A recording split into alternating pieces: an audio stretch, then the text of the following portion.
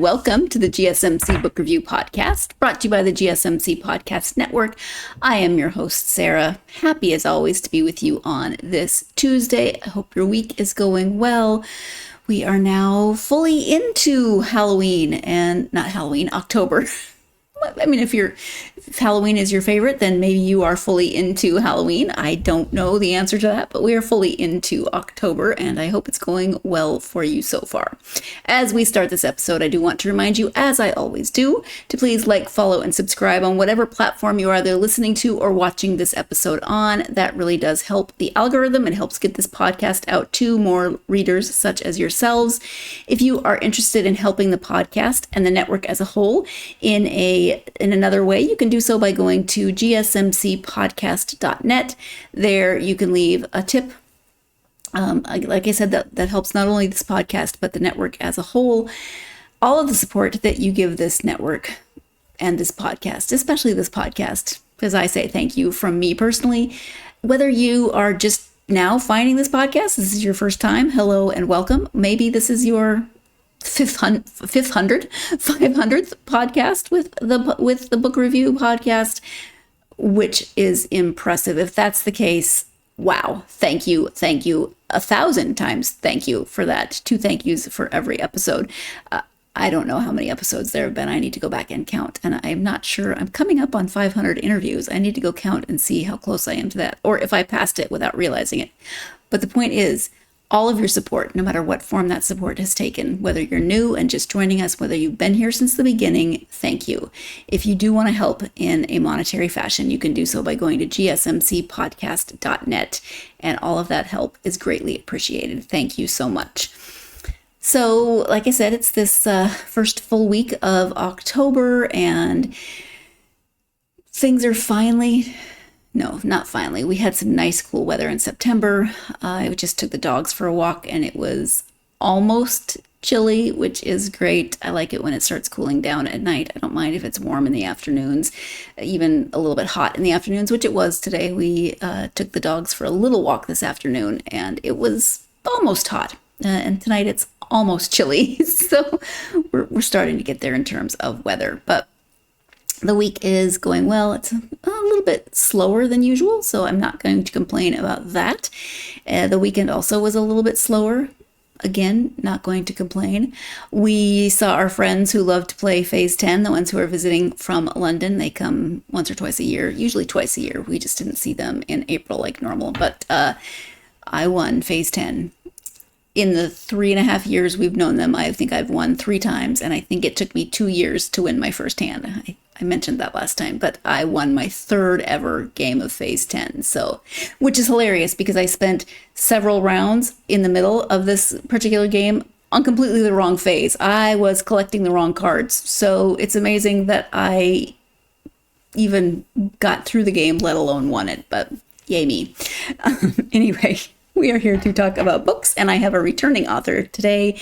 This week, Evette Davis is joining me once again to talk about the campaign. She was first here to talk about the first book in this trilogy called The Others. I will tag that episode for you if you want to go back and either listen to it or watch that episode.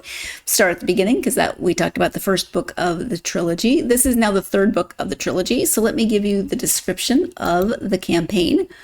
For fans of A Discovery of Witches, this taut, steamy final installment of the Council Trilogy follows Olivia as she attempts to keep an old nemesis from seizing control of the White House through dark magic, and to keep her loved ones alive.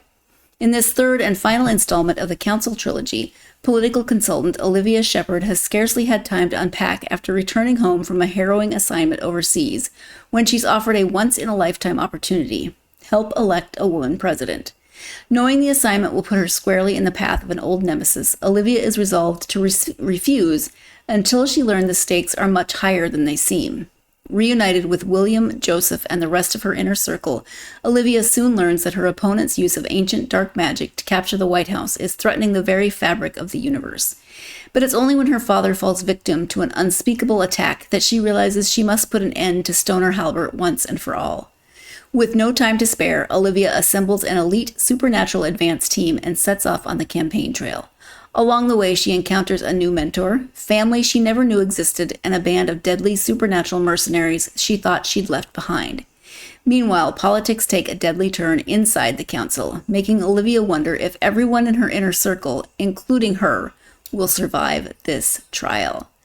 So that is the description, again, of the campaign. It is the third and final installment of the Council Trilogy.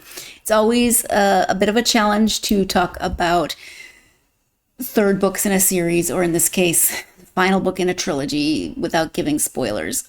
So we talk about the book, but we're not going to give too much away. Some things are given away about the first and second book, so just be warned about that. But the good news is if you're looking for a new urban fantasy trilogy, this one is complete. You can get all three books and read all three books if you want.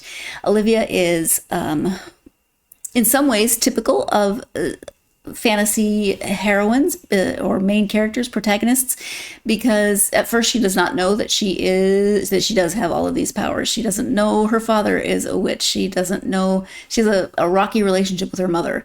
And then she learns that she has these powers. She's not too keen to actually use them, and she's forced into situations that she has to learn how to use her powers, and that continues happening. And so we've seen her character growth over the course of the three books, and now she is really put into a position where she has to make a lot of decisions, and she has to, as it says, assemble this elite team. There is quite the villain in this piece, and she has to deal with that. So lots of different things are being brought to conclusion in this third installment of the trilogy.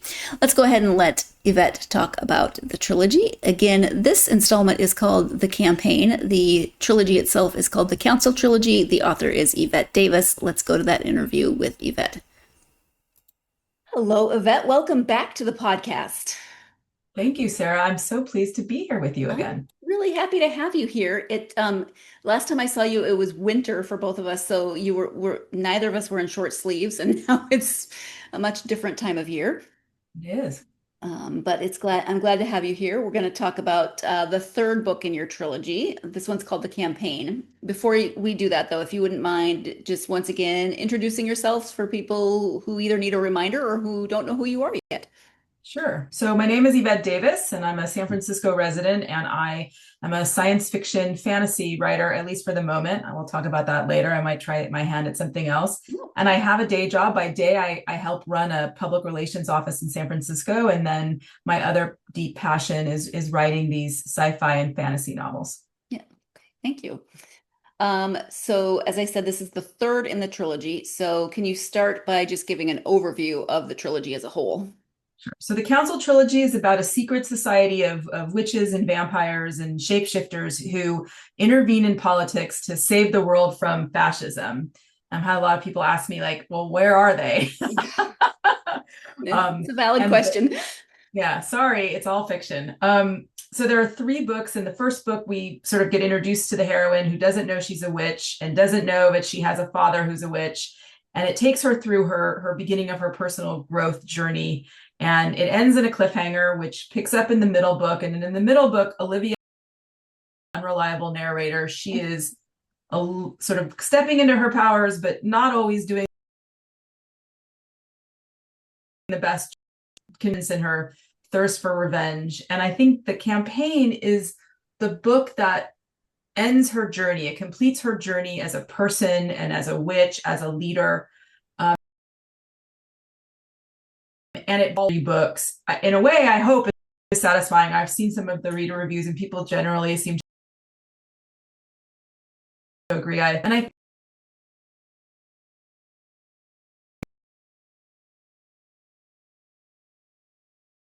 decided journey on the power of family and what it means to have your kind of tribe, and how powerful that can make you. Yeah, because Olivia's actual biological family is much more complicated than hers, but that's right. A different story. So the third one you talked a little bit about. So what was your initial inspiration for the third part of this trilogy?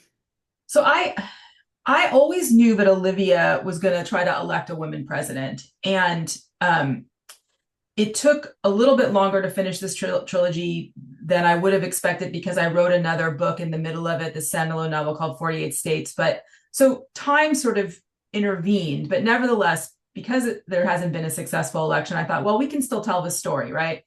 And it just, I think it kind of came together more because of the way that, like, I was like determined to have Olivia try to elect a woman president. And as time went on, it seemed like the fate of the universe really was at stake. And so I don't want to say the book wrote itself because that's a kind of a cliche, but I did have in my mind, as I started writing the first book, I knew there was going to have to be more than one book. I knew there was going to have to be a story arc, and I knew it was going to culminate in her doing something on this national level. But what I didn't know is that there would be so many real life villains that would make it easier to write this story and draw on, classics like Ursula Le Guin and her sort of her great narration in the Earthsea trilogy, for example, about just what happens when you have an imbalance of good and bad, and how it can, destabilize the balance of those things in the universe. And that was sort of my guiding principle for finishing the third book. Mm-hmm. So you really can see that the balance of good and bad is a main inspiration, as Evette said, for the parts of the, and so it sounds like maybe there were sorry about that, little sneak peek of what is coming next, parts of the series as a whole, but definitely for this third installment, let me get my brain back on track. Definitely the third installment for this series. You can see that is a main theme that runs throughout, finding where, maintaining that balance, because of course good and bad exist in the world, and there's going to be people on either side of that equation. So where is the balance? What do we do to tip it to one direction or another? And certainly one side in this story is trying to tip it into a not good direction, quite a bad direction. And then there is Olivia and her inner circle trying to fight against tipping tipping over into that direction, the not good, the bad direction. But we're going to take our first break of this episode. When we come back, did Evette know where this series was going to end up when she started writing it?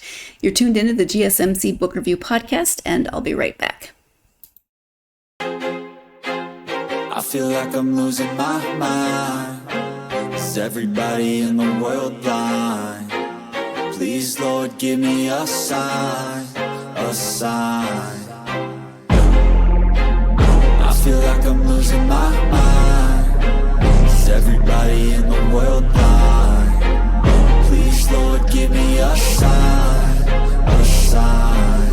I wanna be the greatest. Everybody on the fake shit. I look around and feel like everybody is the fakest. I make this every day and I'm impatient, hoping one day I blow up from the basement. Statement, the top is so vacant. I don't hear shit that I think is amazing. Waiting for my day when I'm playing sold out shows where 1,000 faces. Hey, give me that crown, get in my way and to be put down. It ain't your place, all this my town. If I want that shit, then I'll get it right now. I'm losing it, the noose it fits. I'm losing shit, a stupid myth. You choose to live or choose to dip. You choose to fight or lose your grip and lose a gift. I feel like I'm losing my mind. Is everybody in the world blind? Please, Lord, give me a sign, a sign. I feel like I'm losing my mind. Is everybody in the world blind? Welcome back to the GSMC Book Review Podcast and my conversation with author Evette Davis. Before the break, first, your second and final reminder that if you do want to help the podcast and the network as a whole, you can do so by going to gsmcpodcast.net and leave a tip, a donation, however you want to look at that. You see that link in the video next to me, but you're also going to see it scrolling throughout the episode. For those of you who are listening on audio and not seeing the video or that link that is scrolling along the bottom throughout the episode, it is gsmcpodcast.net. Again, all support is greatly appreciated, no matter what form that support takes. So thank you, thank you, thank you. Before the break, I mean, I always tell you what we're going to talk about when we come back. This time I gave you a sneak peek accidentally, so you got a little bit of a different outro to segment one. But before the break, Evette was talking about inspiration for the campaign, the final installment of this trilogy. Let's go ahead and return to the conversation with Evette. And so it sounds like maybe there were a few detours. When you started writing, you didn't necessarily know exactly where it was going to end up. I mean, I knew that I wanted her to elect a woman president, but I didn't know, I didn't know what was going to happen to all the characters. I don't want to have any spoilers, but there were certain things where I knew somebody was going to have to go, but I wasn't quite sure who it was going to be. Oh, geez. And I really didn't know early on whether Josef and William and Olivia, I didn't know how they were going to work out. I have, when you work with characters for a really long time, you definitely have a sense of them. And I mean, I can't speak for other writers, maybe I'm crazy, but I hear them. I know what they want. Yeah. And it became increasingly clear that they wanted to be together, all three of them. And that is, more and more these days also a kind of acceptable and contemporary place to be in fiction, to have polyamorous romances. And so it didn't feel quite as taboo as it might have been a while ago. And there is such a love between them and in a different way with one another, right? They're very different people when they're with each other. And I enjoyed that quite a bit. Yeah, that would be an interesting to explore that as it kind of developed in real time. Right. So Olivia as well has gone through quite the character arc from not knowing who she was, and it's a journey of her kind of discovering not only who she is as a witch, but kind of who she is just in general as she's going through this, and a very bumpy second book for a lot of reasons. Talk about that character arc. And again, did you know where she was going to end up mainly? I mean, I knew more in the second book that she was going to be a hot mess. I knew she was going to have to deal with regret and anger and all sorts of things. I knew she was going to have a journey and it was going to need to end differently. What happened is when I started writing the book, I kind of understood that she was going to come into her own. She was going to be comfortable with how things were working, and she was going to stop doing everything on her own, and she was going to learn to ask for help. And maybe that's a universal lesson we all reach at some point. I don't know. It might mirror my own life. It just as a type A person who has a hard time asking for help. Sometimes I don't know, maybe post-pandemic, we all had those kinds of revelations. But as I started writing, it became very clear to me that Olivia was never going to be able to accomplish the things she wanted to do without help. And in many ways, a campaign is a kind of metaphor, right? Because nobody gets elected president on their own. Right. It takes dozens, hundreds, if not thousands of people to do it. And so I guess, she mirrors that process of what it means. I'll borrow Hillary Clinton. It takes a village, right? So and once I started writing that manuscript, it kind of wrote itself. I felt really moved by what was happening and kind of knew where it needed to go. Mm-hmm. And how was that for you to finish? I said maybe a week ago. It's very bittersweet because on the one hand, all good things must come to an end, and at some point you got to put this away. But it's hard because you live with them for so long, and there's a kind of comfort to it. Yeah. But I'm actually excited to at least take a brief pause. I do think these characters are coming back in a spin-off of a different series where Josef probably will have a little bit more of a role, because I really like him. There's something about Josef. He became my favorite person in some ways because he's just so gosh darn prickly, but he's also very vulnerable. And I think I relate to him in many ways. And people probably assume Olivia is like more of the character I'd relate to, but in some ways I relate more to Josef. So it's been sad to put them away, where literally I packed up all the boxes and the different research material and things I was using. And now I'm moving on to a new writing project and kind of making room for all of that in my life. And so the truth is that for me, writing the books is the fun part. Right. Well, you mentioned research material. Was there any particular subject that you researched for the third book? Gosh, I researched, I think you'd be surprised. I interviewed police, like security, detail people who are involved in like big political conventions. I interviewed probably, 2 or 3 political consultants who had worked on presidential campaigns. I've run campaigns in my professional life, but I've never done big national or statewide campaigns. I've only done local campaigns. So I asked a lot of questions, just looking for sort of granular details that would help make the story run better. I've researched a lot about New Orleans. I visited many times. Prior to the pandemic, I used to go to New Orleans and stay for at least a week and write there.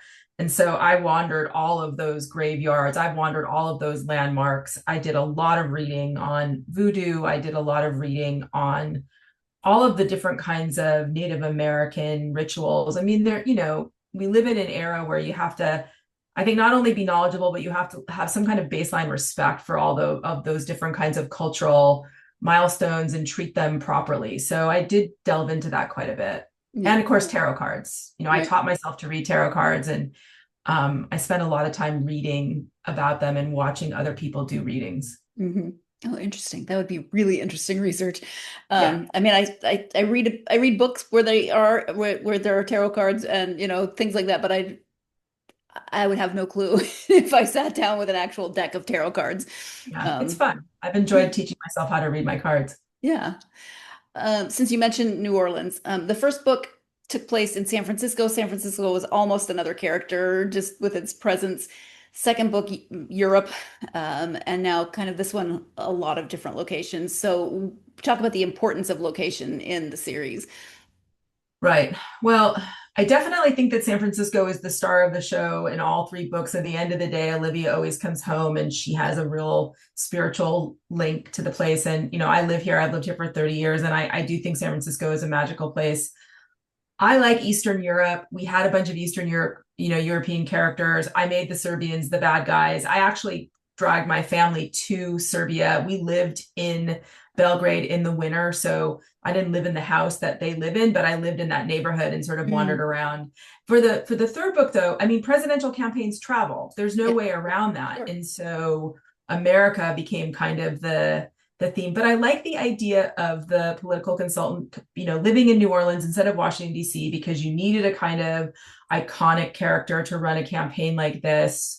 So a little bit by accident, a little bit by design. And then I chose the other cities on some level based on just electoral politics. Like, where do you need to go to win a vote? You need to go to Michigan, you need to go to Pennsylvania. So those are things that might not be readily apparent to somebody who's not familiar with elections or the electoral college, but that was how I kind of gamed it. Mm-hmm. Yeah, that would make sense. There's lots of ways to organize plots and locations of books, but obviously, since this book is called The Campaign and it is taking place during a presidential election, and I just did it again. Why do I keep doing that? This is a really good question of what's going on in my life tonight. Why do I keep clicking the wrong button? The world may never know. Obviously, there's a lot of reasons to organize your locations around cities where a presidential campaign would be traveling during a presidential election. But my heart just likes thinking about that and being like, okay, so a campaign would go here, here, and here. How do I make that work in the context of the book? I don't know, that just scratches an itch in my brain that I didn't even really know that I had. Maybe it does for you too. Maybe you think I'm crazy. You probably already think I'm crazy because I can't seem to hit the right button tonight. Thank you for bearing with me. We are going to take our second break of this episode. When we come back, we'll be talking about the villain of the piece, Stoner Halbert, who just has the best name, doesn't he? But you're tuned into the GSMC Book Review Podcast, and I'll be right back.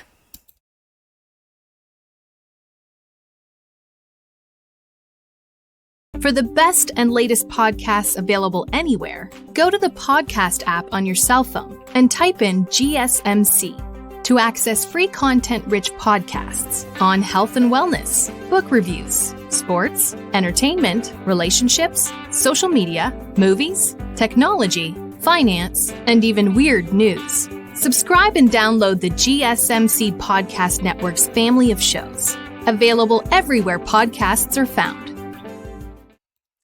Welcome back to the GSMC Book Review Podcast and my conversation with author Evette Davis. Before the break, Evette was talking about the locations, not only in this book, but the 3 books that make up the trilogy, especially though in this book because of the presidential campaign, but location is important in each of the 3 installments.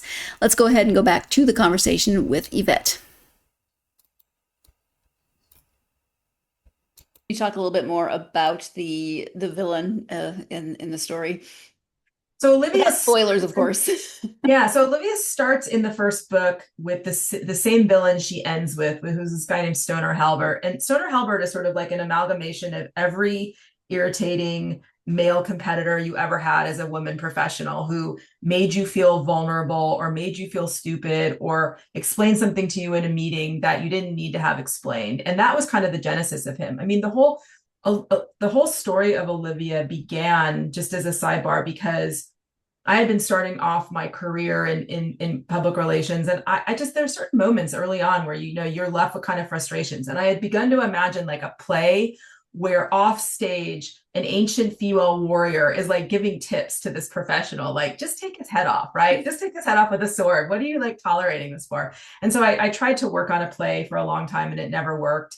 And then this trilogy sort of was born of it. So Stoner in the first book is she runs a congressional race against him. He tries to upend the race and compromise her. And then she wins and he disappears. But you see in the second book that he is kind of getting a new life as a kind of national advisor to a party. I never named the political parties in the book because I'm not really interested in doing that, but I think people kind of get a lay of the land. Right. By the third book, he is a prominent consultant working for the party to try to get somebody elected president. And he also has become, exponentially more evil. He's drawing his powers from a super dark demon who requires so much negative energy that it's causing this rift in the universe. It's causing this imbalance. And everywhere Stoner goes, he creates like natural disasters. There are earthquakes, there are fires, there are floods.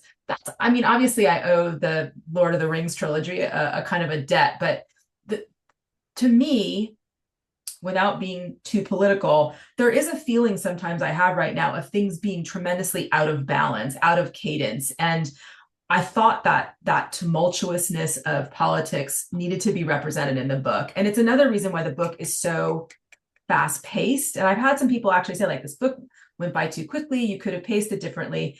Go run a presidential campaign or be a part of a 24-hour news cycle. Be a part of the social media cycle now and tell me if it feels slow to you. Tell me if it feels appropriately paced. I thought that the book you needed to be strapped in and go the same way that somebody would if they were doing that themselves. So that's, for people who might ask, why not just let it be more leisurely? Well, there's no such thing, right? You're in a sprint to win.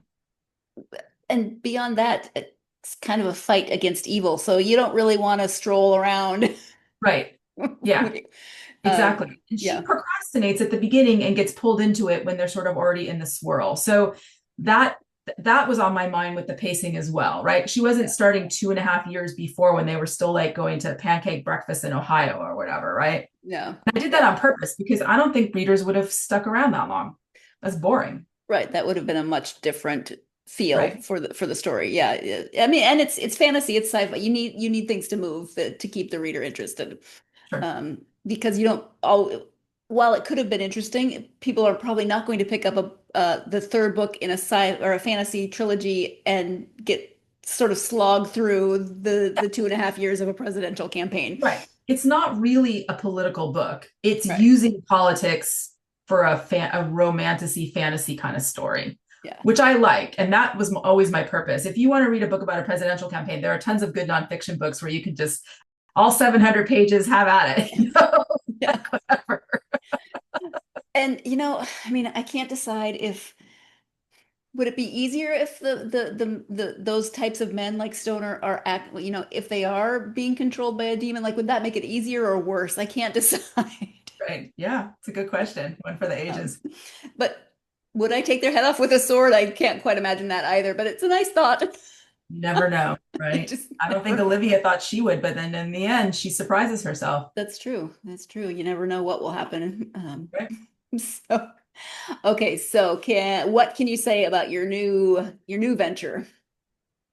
Well, I have two things I think I'm going to work on. One is I'm starting a romance novel series, which I think is going to be set in the mountains in Idaho and in some kind of Sun Valley or some kind of fictional one. And the reason is I need a break from from political fantasy. It's hard to write about politics right now, and there's not a lot of good to say about it. And I read romance as a guilty pleasure, and there's a lot of skill involved in actually writing a good romance novel in order for people to want to root for the characters and for it not to be too cheesy. And I also think that romance novels have matured over the years, and women now there's always been a lot of interesting women characters. I don't want to denigrate, but I think even more now, women have become much more complicated, much more interesting. We talk about a lot more things about women, especially women of a certain age. And I'm kind of intrigued by working on romance novels for women who are not in their 20s, not in their 30s, but are older, and what it's like to navigate that in, in a Tinder, Bumble sort of environment.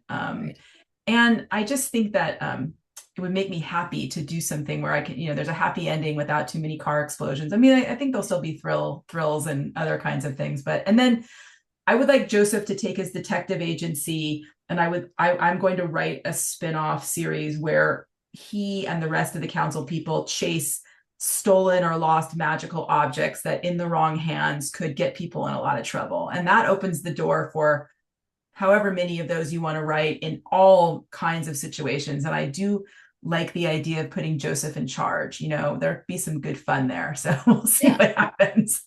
But for people who have fallen in love with the characters, they don't have to give them up completely. They can go back to that world.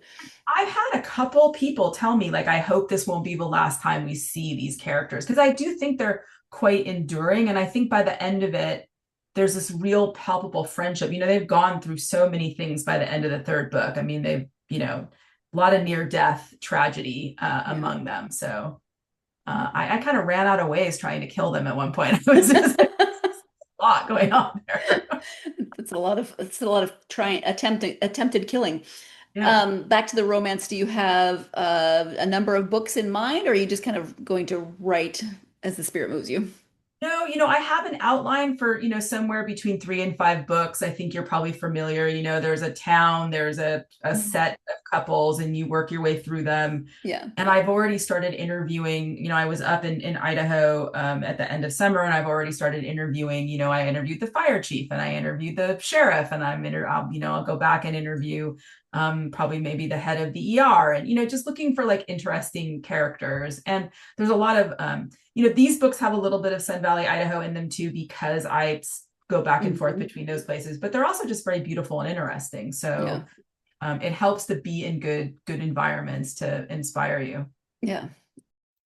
I am looking forward to this romance series. These are the kinds, I like romance as it is. I don't feel like I get to read very much of it lately. So I like the series where you get to know couples, and we're actually going to talk more about that when we come back from the break. So let's take our third break, and we'll continue this conversation when we come back. You're tuned into the GSMC Book Review Podcast, and I will be right back.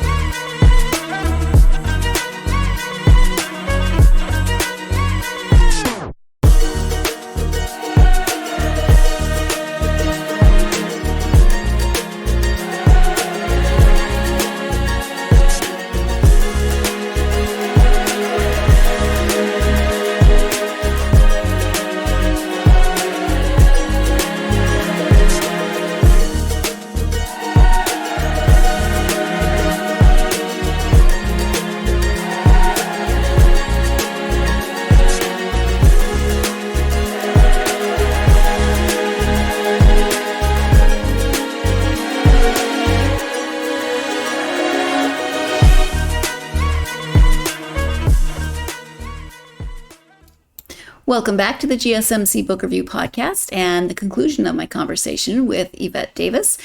Before the break, she was talking about her current work in progress, which is a romance series. We're going to go ahead and return to that conversation. We're still talking about that current work in progress. And yeah, I like those series, the romance series where you have a couple, but you get to know the other couples a little bit, or parts of them, and then you don't have to leave some characters that you like behind, because you may encounter them in the other books. Exactly. Well, and it's sometimes it ends up that the first couple you read about is not your favorite couple. It's the more troublesome oones towards the end of the series that really get the reader's attention. So for me, I like that challenge. I'm looking forward to it. And I also like, you read and you're like, okay, so this one, this couple, or is that going to be the love interest for this person later on? Yeah. I like the guessing game. Let's see how those puzzles fit, pieces fit together. Yeah. So yeah, I'm looking forward to that challenge. Yeah, good. Since I saw you not quite a year ago, what have you been reading? Probably a lot of research, but for just you, what have you been reading? I've been reading as of late. So in San Francisco, the Litquake, the literary festival, is about to begin, and I have both my own panels I'm going to be doing, but I'm also moderating them. So I've actually been reading quite a few books by other science fiction and horror writers. I've been reading books by Charlie Jane Anders. I've been reading books by Catelyn Starling. I read a very interesting book by a woman named Sherry Joseph that's about, it's called Edge of the Known World, and it's about a time in America where people who have gotten a certain vaccine now are considered dangerous, and they hide out from being having their DNA screened at various checkpoints. I read books on my iPad that I check out from the library on Libby or Kindle, and I think, and this is sort of part of the evil of that, is I read so many and then I don't necessarily remember all of them, but I like a really good historical romance novel. I just wrote about this in my Substack. I said, I just like a handsome duke and I don't care who knows. Yeah. My job during the day can be kind of stressful, just dealing with public affairs and politics. And sometimes I like to just read something that is just very fluffy and very fun. And I used to read catalogs to go to bed, and now nobody mails those things anymore. So this is sort of the next best thing. And I have to say, I have avoided reading a lot of nonfiction lately. But when I was getting ready to write the third book, I did read, I'm looking in my bookshelf right now, I did read The Sixth Extinction and a couple other books that were very focused on just climate change and the loss of species. So I'm trying to move into happy reading right now. Those do not help me sleep. Important information, but not for relaxing into sleep. Catalogs, though, somehow my TikTok algorithm has gotten me onto, like, people post catalogs like JCPenney or Sears from the 90s or 80s. Oh, I love it. It's like, I remember that outfit because I was that kid with the pen and I would go through it, I kind of miss that. Yeah. Oh my gosh. I remember my mom taking me to get clothes for school at Sears, for sure. Yeah. And the Christmas catalog was my absolute favorite. So, as always, your website and any social media that you're active on, so people can find you. So my website is www.evettedavis.com. It's Evette Davis author at Instagram. And I think if you go to my website, you can find the connections to my Substack and all my other social media. Sounds great. Evette, is there anything that we haven't talked about that you want to make sure you highlight about any of the books in the trilogy or anything else? No, I mean, I hope that everybody enjoys these books, and I love hearing from readers. So if anybody reads them and wants to connect with me, my email is evette.davis@gmail.com. So I'd love to hear from folks. And as always, Sarah, thank you so much for inviting me to participate. I'm so glad to have a chance to speak with you again. Oh, thank you. I really appreciate it. I know that life is busy, so thank you for taking the time to talk to me. And I appreciate that as well. Thank you again to Evette for joining me for the third book of the Council Trilogy. For the first and the third, actually. It's fun to start a series with an author and then get to speak to her again. So I appreciate that she came back. All three books are out now. So if you want to read, if you're a fan of urban fantasy and you want to read a series that is complete, you can read all three books. You don't have to do like we did, where you just read the first and the third because that's crazy talk. Just is how it worked out in terms of podcast interviews. But yeah, you should read that. You should read that middle one because important things happen in the middle book of a trilogy. Is, you know, lots of character arc development happen in that middle book, so don't skip it. But if you're a fan of urban fantasy, if you're a fan of a book that is going to combine urban fantasy and politics in a way that maybe you're not used to seeing in your fantasy books, then definitely check out the Council Trilogy. It is politics in the real world, politics in the supernatural world, all kinds of things. But there's also romance, there's intrigue, there's danger, there's the protagonist who is trying to figure out everything that is going on with her, what it means for her life, her relationships, not just her romantic relationships, which is, as you heard Evette say, a little complicated, but also her family relationships and her friendship relationships, because she meets her father. She's trying to figure that out. She didn't have a great relationship with her mother. She has chosen family, which she is very appreciative of, and that those relationships develop throughout the series. If any of these things sound good to you, then of course, absolutely go check out the Council Trilogy.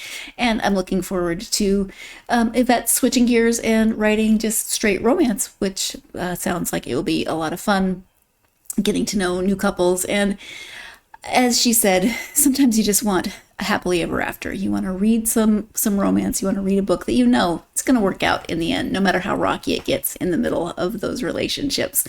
So thank you again to Evette. Thank you, of course, as always, to you for joining me, but for also hanging in there with my inability to push the correct button, not once, but multiple times in this episode. Thanks for being patient. Really appreciate it. Thanks for also being patient with my dog who just found his squeaky toy. Let's hope he stops.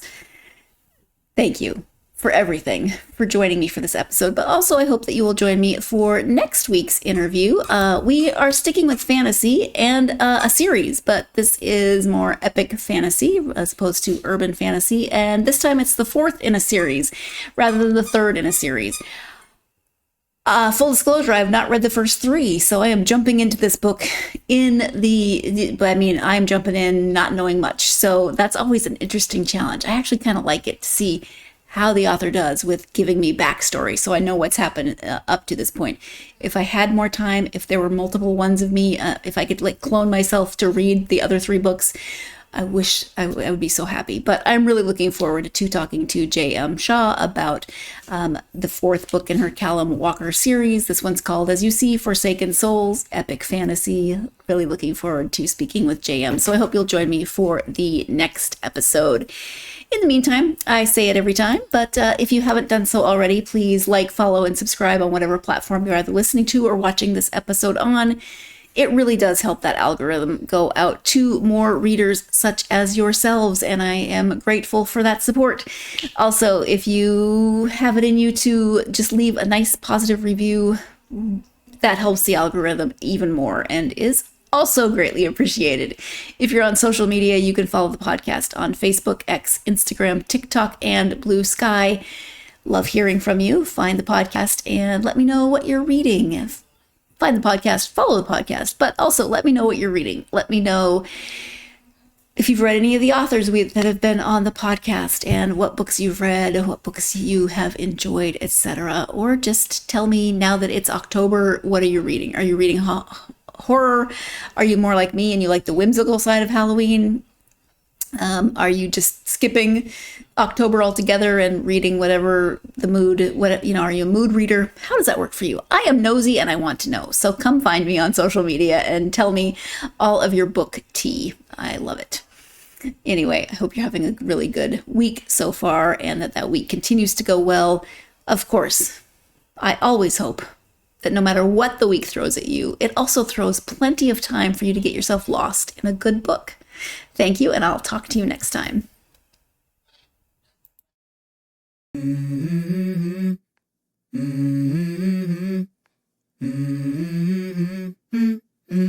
Let's go. I wake up to a little bit of drool on my pillow, feel like it's gonna be a bad day.